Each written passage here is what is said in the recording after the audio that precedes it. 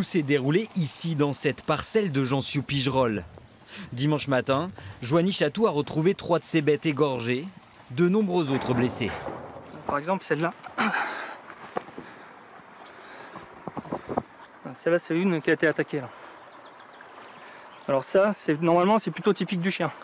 C'est des attaques sur les pattes arrière, sur les gigots, voilà. Mais il n'y a pas de règle. Un chien peut attaquer comme un loup peut attaquer comme un chien. Par contre, sur celle qui était avec l'épaule arrachée, pour moi, c'est pas un chien. Car l'une des bêtes s'est retrouvée égorgée, une épaule arrachée. Un mode opératoire incompatible avec un chien et qui confirme les doutes quant à la présence de loups sur le plateau de Millevaches. C'est pas de savoir là si c'est un loup là actuellement qui m'a attaqué les brebis ou un chien, c'est pas ça la problématique. La problématique c'est que de fait, il va arriver le loup. Alors qu'est-ce qu'on fait? C'est un problème de société. Et on s'en empare pas de ce problème de société.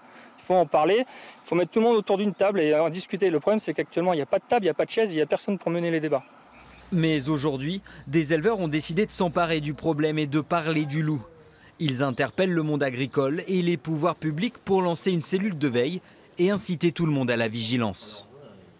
Ça c'est un peu dans la nature humaine, tant qu'on ne voit pas, ça ne nous arrive pas, quoi. Mais ça va arriver et ça va être d'autant plus dramatique dans nos systèmes qu'on a des fortes concentrations d'animaux, notamment en élevage ovin.